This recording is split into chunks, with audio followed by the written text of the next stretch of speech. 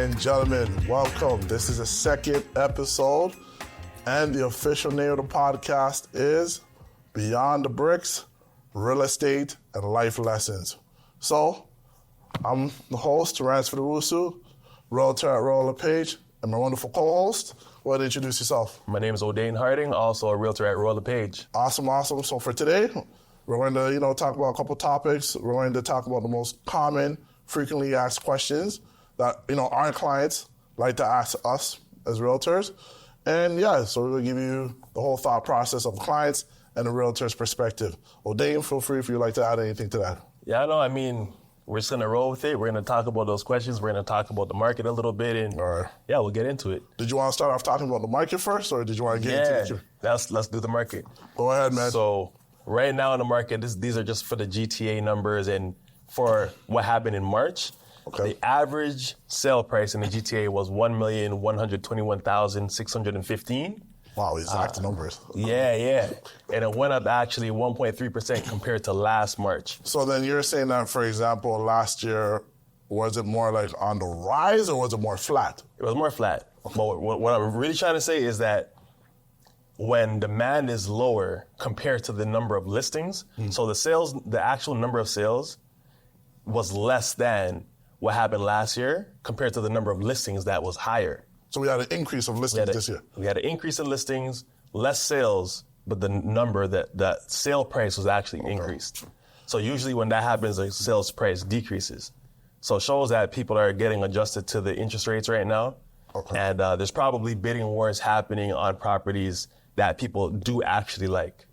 Okay, so that's economics, supply and demand, 101 right there. Yep. All right, awesome. So do you want me to go ahead and we should start discussing the most commonly asked questions from clients? Absolutely. All right, so the first question that clients typically like to ask, we'll start off, first of all, let me retract my statement. We're going to talk about the commonly asked questions for both the seller perspective and the buyer's perspective. So we're going to start off with the seller's perspective. So sellers, one of the first questions that they usually like to ask us realtors is, how do they like to prepare their home to sell it? So that's a common question. Would you like to share some insights or should I keep going? You keep going. All right. So with sellers, when they ask how they want to prepare their home, they want to know, they want to make sure it's ready for the market because you want to make sure you attract the clientele, the right clientele. So usually as a realtor, what I like to suggest to clients is, we try to keep it as cost efficient as possible because we're not going to tell them to renovate their entire kitchen or basement unless they can afford that.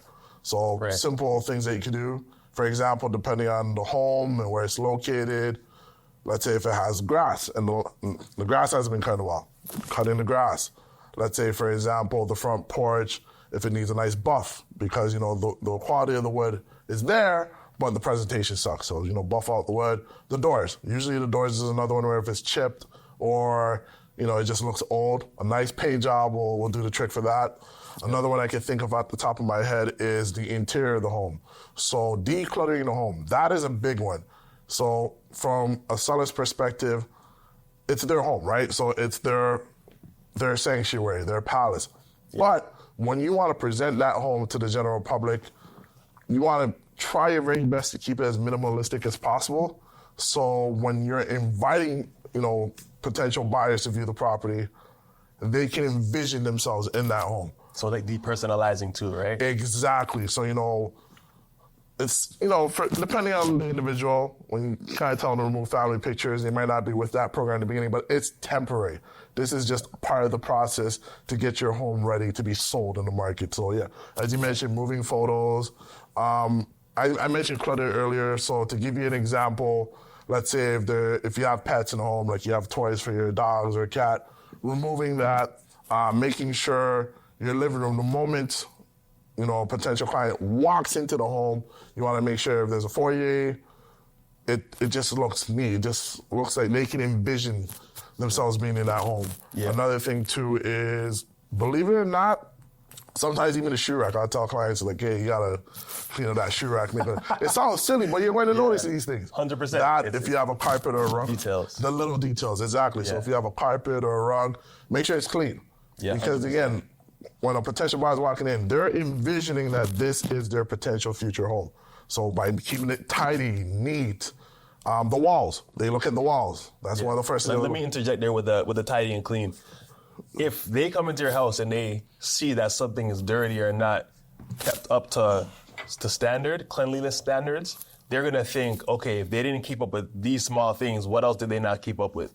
How's the furnace? How's the roof? Yes. It's going to create more problems in their mind. There might not be anything, but in their mind, it's like if they couldn't clean the carpet, maybe they neglected something else. Thank you for that. And that's a valid point right there, because you don't know what's in the mind of these potential buyers. So you want to give, the best way to say it is, you never get a second chance to make a first impression. So you want to make your first impression count. So I'll tell you that one. And that's life and selling your house. Of course. You know, you put your best foot forward. It's like when you're going for, you know, before you become an entrepreneur, or if you're working a 9 to 5, when you want to get a job, you're going to present yourself the best way possible, because you know you have competition. Yeah. Whether you got to wear a suit and tie, have that clean haircut, or have your hair done right, you know, you're going to make sure the way people perceive you is up with the utmost respect. So presentation is key. This also applies to both real estate and life. So now, did you want to add any more points to the first, commonly asked question, or should I proceed to the next one? Yeah, I want to add one thing is, when you're selling your house, if you live there especially, because for investors it's a little bit different, but if you lived in the home and it's your actual home, you grew your family there, for you, it's family, it's my home. For somebody else, it's a product. It's like test driving a car. They're going to come in, they're going to take a look. So you really have to put yourself in a mindset that this is a product I'm selling. I want it to look the best for the buyers, not for myself. Another thing, like, this is not necessarily what they can do, and they can if they have the resources, but staging your home is something that people don't live the way a home is staged. But when people walk in, the buyers walk in, it makes them feel like, this is a nice space. I can see myself living like this. But for majority of the people, they don't live like that. So you're just preparing your home like a product so that somebody takes a bite and submits an offer and giving you the best price that you can get as a seller. That's wonderful. That's actually very, very accurate. Well said. I just want to add one more thing to that before we move on to the next point. That just came to mind, actually. It's not really a commonly asked question, but it's just like a little tip when it comes to, let's say, open houses, or, you know, tied to presenting your home to potential buyers when you're conducting open houses or, you know, showings. What I always like to tell my clients, it sounds pretty cliche, but, you know, again, like those Febreze air fresheners. Yeah. Because scent is a key thing. Yeah. So, you know, if your home has that wonderful, pleasant aroma, that could also help encourage buyers to see themselves living in that home. So it's the senses, right? The scent, the touch. If you open a door in the house and it's wobbly, it's not secure the way it should be, again, it's another red flag to potential buyers. Mm-hmm. So that's scent, touch, sight is what they see, obviously. Yes.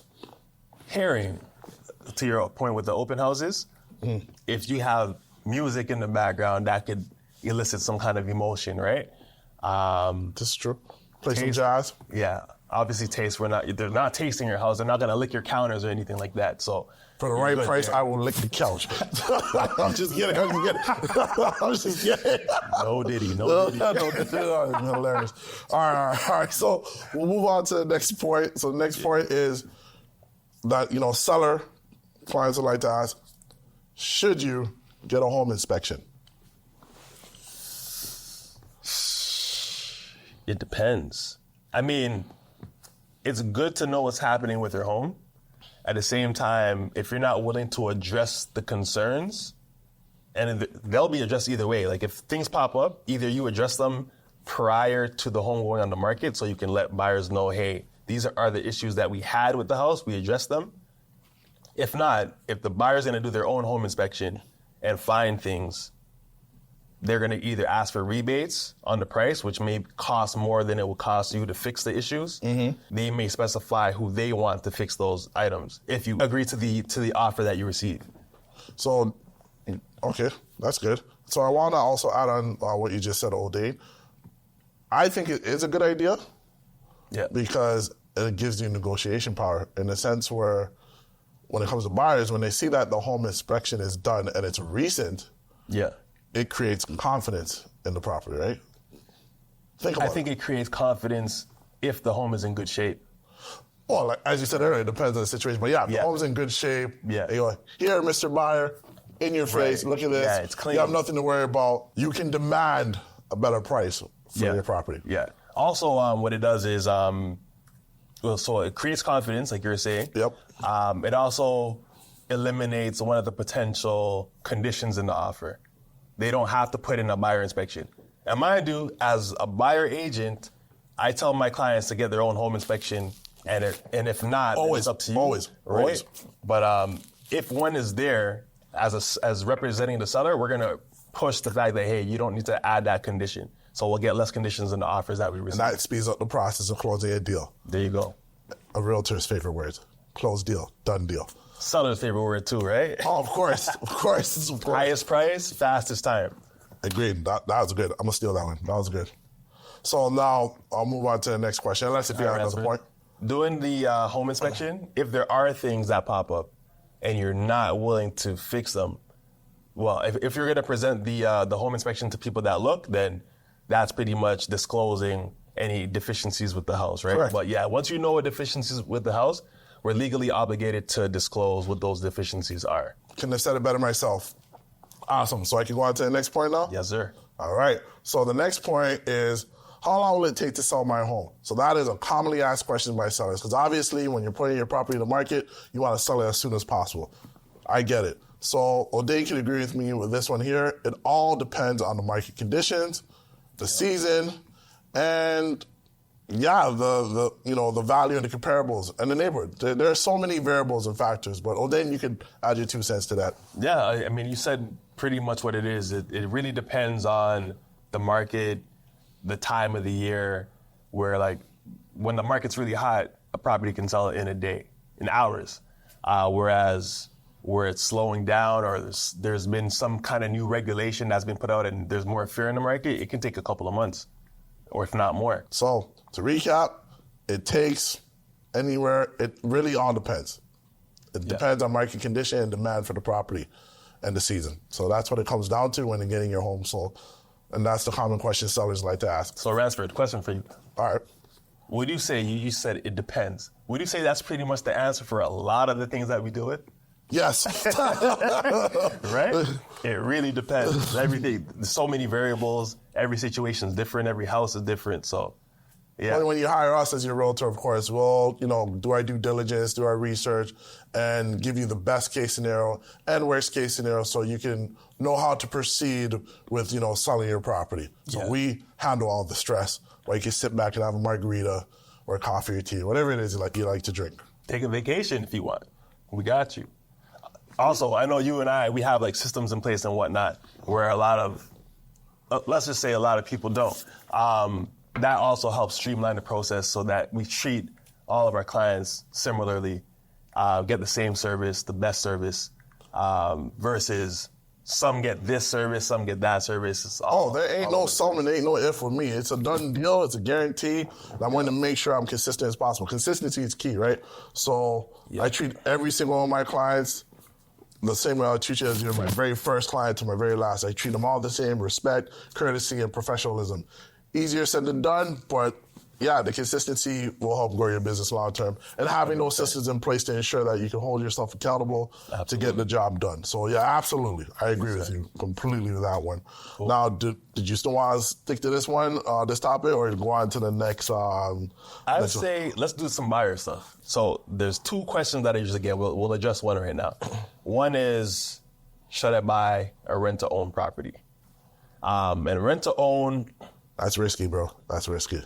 I agree. It's very risky. There's the way it's done, from my understanding, and not every rent-to-own investor does things similarly. But it can be predatory because in a lot of cases, the rent-to-own investor, they purchase the property for the buyer or the renter who's going to become the owner in the future, and the rent that they charge is market rent plus a certain amount. It could be an additional $500 a month. It could be an additional $300. It could be an And that additional goes towards the $1,000. deposit to own the home. That goes But towards. on average, because I don't really do rent a home, so if you may enlighten me here, if it's once you agree upon the principal amount that's going to be added to the rent, what is the time frame for the rental? Is it like a year, 2 years, or is that negotiable? Because of that, I don't. That's negotiable. From what I've heard, 3 to 5 years.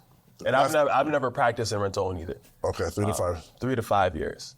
And the price that you're going to purchase the property at is already established in the beginning. Okay. All right. So let's say the house is worth $500,000 today. In 5 years' time, you're paying $680. Now there's a risk because in that time we don't know what's going to happen in the market. The house could be worth $750 and you're winning when you purchase. Okay. Or it could be worth $650. Right? It really all depends. It really all depends. Market conditions. Market conditions. Okay. On top of that, the deposits that you make, some contracts have it that if you do not close on that property, so let's say the property loses value, it doesn't make sense to buy it at the $680 because it's worth $630. The deposits that you make going towards your down payment are gone. They keep it. And you don't get the opportunity to purchase the home. They could kick you out. So if I may, wouldn't it be better to just do resale or pre-con? People do it because of their situation. Maybe they don't have the full down payment for a house ready. Maybe But that's where credit pre-con backed comes up. in, though, if you don't have the full down payment, right? You can stretch it out. Right. Yeah. Yeah. But pre-con, you have to put the full 20%, right? Not always. A lot of times. Not now. In times like now, there's a whole lot of incentives with pre-con. Yes. And the deposit structure is extended for 3 years sometimes. But Okay. general markets, yeah. Gotcha. But the only way to really win is if the market takes off like it has in the past, and the negotiated price that you purchase for is lower than what the current market value is. But for me, I think rent to own is a big risk. Yeah. All right, so you mentioned that you had 2 questions with regards to the buyer side of frequently asked questions. So that was the first one. What was your second question? The second one was foreclosures. Foreclosures? Okay. From Let's my talk about- mother to my best friends to anybody, it's like foreclosures because we are so inundated with all these commercials that we get from the U.S. All these infomercials. Hey, buy this package. You're gonna learn how to buy foreclosures. Houses, pennies on the dollar. Houses for $20,000, $30,000, and it's not the case in Ontario because in Ontario, I can't quote the exact law, but when you're going through the foreclosure process or the power of sale process, the lender is obligated to sell the property for market value or try to attain market value. So, for example, in the States, if the bank is owed $400,000 and the house is worth $1 million, they just need to sell it for $400,000 plus whatever fees they may have incurred to go through the foreclosure process. Once they're paid that, they're good. They wash their hands of the property. The person who owned the house, they lose everything. Remember, you said that's the States, but what about in Canada, Ontario? Yes, in Ontario, if the same situation happened, the house is worth $1 million and the bank is owed $400,000 plus, say, $50,000 in fees, then they would have to try to sell the house for $1 million. They'll take back their $450,000 and they would remit the $550,000 that's left over to the person who owned the house. So then they won't get paid out, essentially. Yes. All right. Just wanted to make sure because you got to be clear for the listeners and viewers. 100%. All right, awesome. So the next question I was going to ask is that I'm sure any realtor frequently gets, what's the first step in buying a home? First step in buying a home. I can go real granular. I would say do research. And you can either do research on your own. There's so many resources. There's internet, AI, whatever. But also you can reach out to professionals like us, realtors, mortgage brokers. I was just about to segue into that. So the first step for me, before I even proceed with, dealing with a buyer client, is knowing the numbers. So going through the pre-approval process, because you can go house shopping, but if you don't know what you can afford, you don't know the numbers, then essentially we're not getting the needle moving. So I'll say pre-approval again. So the pre-approval process, for those that don't know, is that, you reach out to your realtor, if you have a realtor, of course, or you reach out to us, we'll be your realtors. Then we'll introduce you to our mortgage brokers. The mortgage brokers will have a consultation / discovery call with you. During that phone call, they, similar to the bank, when you're getting a credit card or opening stocks, mutual funds and bonds on that, Right. They have the stress test, right? Yeah. So they ask you those questions, know about your income. I'm just doing a high-level recap. It's more in-depth than this, but essentially, they're going to ask you, about your finance, your income, your credit, all that good stuff to know what you can afford. With that information, they'll come up with an estimate. And then from that point, as a buyer client or potential buyer client, the mortgage broker is going to ask if you want to pursue the pre-approval process because they're going to pull up your credit report. They pull up your history. Right. Once they pull up your history, and then once the numbers are accurate, because remember, they give you an estimate at first with the questionnaires that they ask you. Right. Once they do their due diligence and they have the accurate numbers, Yeah. The mortgage broker will then communicate with your realtor, which is us, if you want, can be us. Then we know the numbers. So let's say, theoretically, you're approved for $750,000. Now we know the numbers, we know what you're working with, so we can go house shopping because you want to ensure that you set expectations. You don't want to overpromise and underdeliver because, you don't want to tell a client, oh, you can get a house for $1 million. Oh, I know a mortgage broker that'll get you those numbers. And then realistically, you're only approved for the $750,000, as I said. Right. Nowhere near your budget. So now you're leaving a bad taste in the client's mouth and you didn't set the expectations. So I thought I'd share that with you. Some realtors, they'll actually go and show them. And then when they get their numbers back and it's like you're approved for 750 or 8, all those homes that you looked at that you were getting excited for and that you want, you have to now downgrade your lifestyle essentially in your mind and settle for something much less or further out. In life, preparation is key.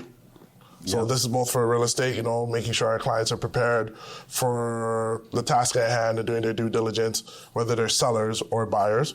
In life, the way you present yourself, being, putting your best foot forward, it is, it opens doors for you. It also shows that you are a person that respects themselves and people can see that. So presentation is key in that aspect.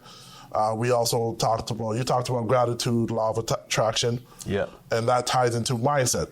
Yes. So, having the right mindset, believing you can achieve and making your thoughts into reality. So that's really good. And I would like to add on to that, for me, having a thought process, knowing what you can and can't do is good, but I like to say this, actions equals results. Because you can be a super level genius, you can have a vision in your head, but if you don't do it, Nike says, just do it, right? If you don't do it, nothing's going to happen, right? It's just, Facts. That's why Miles Monroe, he's a famous pastor, motivational speaker. Yep. He said it best. Probably wasn't just him, but I'm just using him for now. Yep. The richest place in the world is a graveyard. Facts. So that's why, again, actions equal results. A whole lot of ideas in there. Exactly, right? I can only imagine. Yep. But yeah, so that's a quick recap, ladies and gentlemen, of today's episode of, One yes, thing, sir. you just touched on Miles Monroe.